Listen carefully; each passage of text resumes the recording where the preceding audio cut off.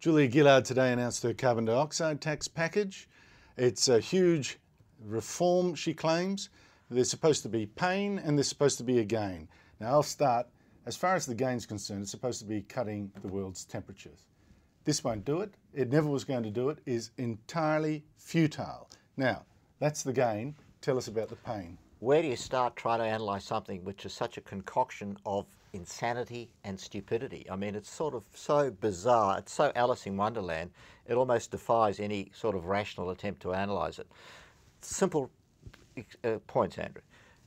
Petrol going to a car, the emissions from petrol going to a car, they're fine. The emissions from petrol going to big and diesel in semi-trailers, that's terrible. It's going to destroy the planet. A tonne of coal, of Australian coal, going to a local power station to create power, that's terrible. We've got to get rid of it. 10 tonnes of Australian coal going to a Chinese power station to create power, that's wonderful. It's great for the economy. Chinese can have cheap coal-fired power. Australians can't have cheap coal-fired power from their own coal. It's insane. And then on the other hand, we complain. We think, oh my God, China is so powerful, it's coming in and buying our farmlands. We're choking our development. We're helping them improve theirs. You're going to get more of it. I mean, this is just national suicide to me. And you go back to the basic. I mean, your lie is it's not going to do anything to cut global temperatures. But the starting point, $23 a tonne, is not a price which is going to change our habits at all. It's too low. The Greens say... Even the Greens say it. Garno says it's got to be 40 or more dollars a tonne.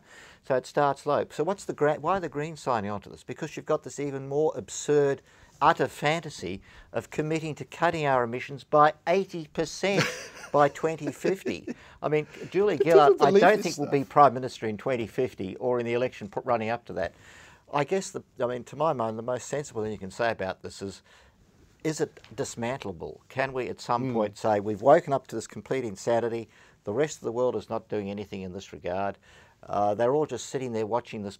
If they watch Australia at all, it'll be saying, when do we send the white people in white coats to take away those crazy people down there that are doing all these absurd things? I mean, you're left with a choice, aren't you? We're the only country that's got a national carbon dioxide tax being imposed, right? So either we're smarter than the whole world, or the whole world's looking at us thinking we're dumber than everyone else. And I think it's the latter. But the thing is here, Terry, I think it's a double con.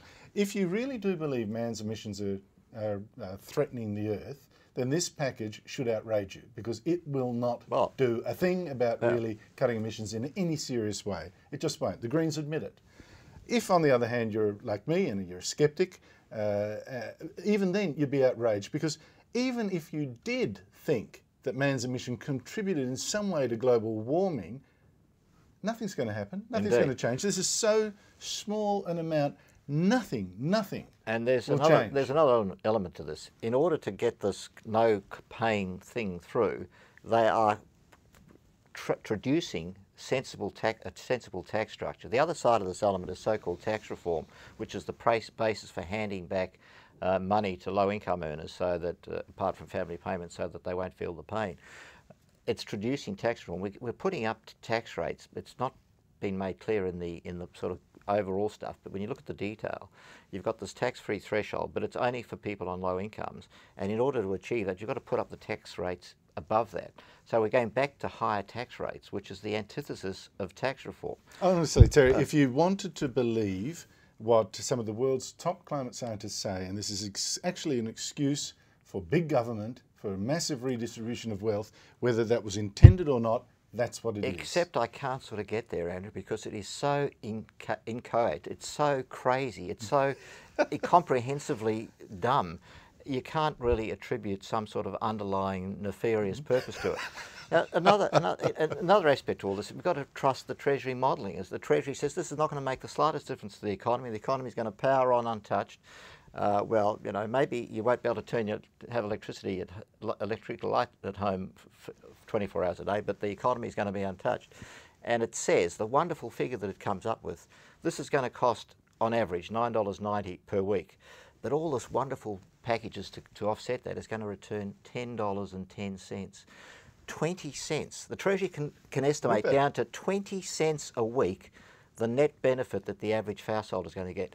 Do you think the average household is going to say, we're going to be 20 cents a week better off? This is absolutely fantastic. And one other thing before we go, Terry, because we're out of time, but I think there's an incredible repetition of the Telstra deal, where the government with Telstra spent billions to essentially make it rip up a perfectly good network. Exactly. This time they're promising to spend an unknown billions, because they haven't said what the figure is, it's not included in the figure, to take out 2,000 megawatts of power. So a perfectly good, cheap power station is going to be commissioned. And we're actually spending and closed out. We're going to be spending money to destroy another asset. I've never seen anything like it in my life. Exactly the same as ripping, as you say, ripping out the perfectly good cable that's out there delivering high-speed broadband now.